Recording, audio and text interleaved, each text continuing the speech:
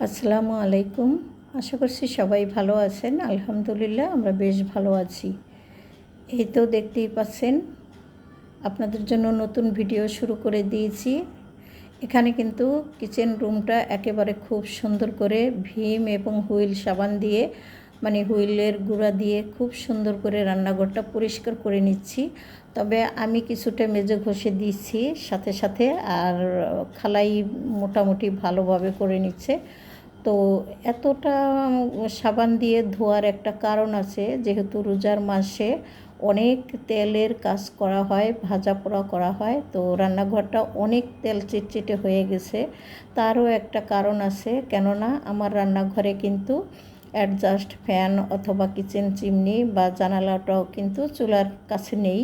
তবে চুলার কাছে জানালা থাকলেও ঝামেলা, যাই হোক, সে কারণে কিন্তু রান্নাঘরটা একটু তেল চিটচিটে বেশি হয়। আর সেই হিসেবে যেহেতু ঈদ একেবারেই কাছাকাছি চলে এসেছে, তো কি সব সময়ই তো ঈদের আগে খুব সুন্দর করে সব কিছু সেরে নেই এবং গুছিয়ে নিই। তো সেইভাবে আমি কিন্তু রান্নাঘরটা খুব সুন্দর করে পরিষ্কার পরিচ্ছন্ন করে নিলাম, আপনারা দেখতেই পেলেন। আর সারাদিন কী কাজ করেছি সেগুলো কিছুই শেয়ার করতে পারিনি। এর মধ্যে কিন্তু আমরা ইফতারও করে ফেলেছি। তো যখন ইফতার করতে চলে আসলো বাসায়, আসার সময় কিছু শাক সবজি নিয়ে এসেছিল। কেননা যা কিছুই রান্না করি না কেন, এখন আর মুখে কোনো কিছুই মানে স্বাদ লাগে না বা ভালো লাগে না। সেই হিসাবে বলেছিল যে একটু চিংড়ি মাছ দিয়ে পুঁই শাক রান্না করে খেলে হয়তো বা ভালো লাগতে পারে। তো বলেছিলাম নিয়ে আসছে। তো আমি সন্ধ্যার পরে এই শাকগুলো খুব সুন্দর করে পরিষ্কার করে রেখেছিলাম বেছে। এখন হলো কেটে কুটে রান্নাটা করব আর আপনাদের সাথে শেয়ার করব। আর বাসার মোটামুটি অনেক কাজই আমার করা হয়ে গেছে, যতটা ক্লিন করা দরকার। যেমন ফ্রিজ ক্লিন করেছি, সেই সাথে রুমের যত ফার্নিচার আছে ফার্নিচারগুলোও কিন্তু খুব সুন্দর করে পরিষ্কার করে ফেলেছি। আমরা যারা রোজা থাকি বা রোজা রাখি, তারা কিন্তু রোজার মাসে একটু কাজকর্ম কমই করার চেষ্টা করি, আর সেই সাথে হলো নামাজ কালামটা একটু বেশি করার চেষ্টা করি। আর এই মাসে কিন্তু কোরআন শরীফটা বা কোরআন তেলাওয়াতটা বেশি করা হয়, আর সে কারণে কিন্তু ধোয়া মোছার কাজটা একটু কমই করা হয়। তো ওইভাবে কিন্তু পুরা ঘর রোজার আগে যতই পরিষ্কার করি না কেন, ঈদের আগে কিন্তু আবার সেই রকমভাবে পরিষ্কার করে নিতে হয়। তো ওইভাবেই আমি কিন্তু ডাইনিং টেবিল এবং ঘরের যত ফার্নিচার আছে এবং শোকেজের যত প্লেট বাটি আছে, সমস্ত সব কিছুই কিন্তু একটু একটু করে পরিষ্কার করে ফেলেছি। ফ্রিজটাও পরিষ্কার করে ফেলেছি।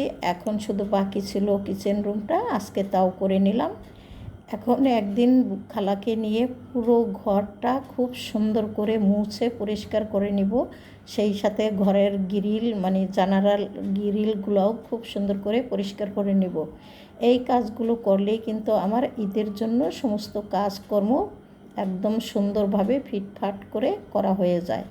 তো যাই হোক, সবসময় তো আর এই সমস্ত কথাগুলো আপনাদের সাথে বলা হয় না, তো আজকে একটু বলে দিলাম। এখানে খুব সুন্দর করে শাকগুলো আমি কেটে নিলাম। হয়তোবা আমি কিন্তু শাক আস্ত করেই ধুয়ে নিতে পারতাম, কিন্তু এখানে আমি একটু টিভি দেখছিলাম আর এই কাজগুলো করছিলাম, সে কারণে ভাবলাম শাকটা কেটে তারপরেই ধুয়ে নিব। আর অনেকগুলো কুচো চিংড়ি কিন্তু আমি অফ ক্যামেরাতে কেটে বা কুটে নিয়েছি।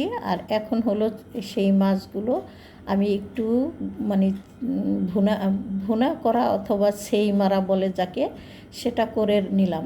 আর এখান থেকে বেশ কিছু কুচো চিংড়ি আমি তুলে রেখে দিলাম, আর যতগুলো কড়াইয়ের ভিতরে আছে ওইটুকু দিয়েই আমি শাকটা রান্না করে নিব। আর আমি কিন্তু অতগুলো শাক পুরোপুরি দেইনি, এখান থেকে অল্প একটু শাক নিয়েছি, আর বাদ বাকি শাকগুলো আমি তুলে রেখে দিয়েছি ফ্রিজে। তো সেই হিসাবেই মাছ নিয়েছি। যাই হোক, অত ঝামেলা না বাড়িয়ে চিংড়ি মাছের ভিতরেই পেঁয়াজ, তারপরে তেল, সেই সাথে রান্না করার যে রেগুলার মশলা সব কিছুই দিয়ে দিয়েছি। এখন সুন্দরভাবে তেল উঠে গেলে কষতে কষতে তারপরেই শাকটা দিয়ে দেব। তো এই যে দেখতেই পাচ্ছেন খুব সুন্দর করে কিন্তু কষানো হয়ে গেছে আমার। এখন আমি শাক দিয়ে দিব। আর পুঁই শাক রান্না করতে কিন্তু অত বেশি একটা সময়ও লাগে না, আমি চটজলদি করেই রান্না করে নিব। আর এমন একটা পরিস্থিতি হয়েছে যে রোজা রাখার মানে শেষ মুহূর্তে খাওয়া দাওয়ার কোনো একদমই রুচি নেই। সেই হিসাবে কি খাবো না খাবো এরকমই মনে সবারই হয়তো বা। তো অনেকগুলো ডিম ভেজেছিলাম ইফতারের সময় খাওয়ার জন্য, কিন্তু একটুও খাওয়া হয়নি। আর এমনিতেই আমরা ভাজা ডিম আসলে ওইভাবে খেতে পারি না, তারপরও ভেজেছিলাম যে যদি রোজা মুখে মানে খাওয়াটা হয়। তো যেহেতু হয় নাই, ওই ডিম দিয়ে আর হলো বেগুন ভুনা করব আমি। তো 2-3 ভাবে না করে একসঙ্গেই আমি পুরোটা ভুনা করে নিব। তো বাদবাকি রান্নাগুলো আপনারা দেখতে থাকেন, আশা করছি আপনাদের ভালো লাগবে। আর এই যে দেখতেই পাচ্ছেন চিংড়ি মাছের যে শাকটা কিন্তু একদম সবুজ রয়ে গেছে। আর শাকের কালার নষ্ট হয়ে গেলে কিন্তু সেই শাক খেতে মোটেও ভালো লাগে না। যাই হোক, এখানে আমি এক এক করে কিন্তু বেগুনগুলো ভেজে নিলাম। তারপরে গতকালকে যে চিংড়ি মাছ রান্না করে ভুনা করেছিলাম, সেখান থেকে কয়েকটা চিংড়ি কিন্তু রয়েও গেছে। তো সেগুলোও আমি দিয়ে দিব, তা না হলে সব কিছুই নষ্ট হয়ে যাবে। তবে রাখছি ঠিকই, আমার মনে হয় পরবর্তীতে সবগুলো একসঙ্গে ফেলে দিতে হবে। কেননা এই রান্না হয়তো বা আমার ছেলেরা মোটেও খাবে না।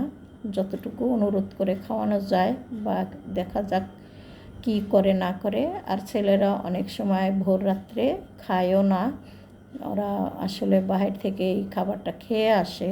ভোর রাত্রেও অনেক সময় খাবার খেয়ে আসে বাইরে থেকে। তো যাই হোক, আমার কিন্তু সেহরির জন্য রান্নাবান্না শেষ হয়ে গেছে। আর এটা ছিল তার পরের দিন। তো দুপুরবেলা আমি কিন্তু রান্নাবান্না করিনি, আজকে রাতের বেলা করব। তো হঠাৎ করে মনে হলো যে সারা রোজা চলে গেল, কিন্তু একদিনও একটু পায়েস মানে রান্না করা হলো না। আর আমাদের কিন্তু একটা অভ্যাস আছে, এটা আমার আব্বা সব সময়ই করে থাকতো। ভোর রাতের জন্য পায়েস রান্না করে রাখতো খুব সুন্দর করে আমার মা।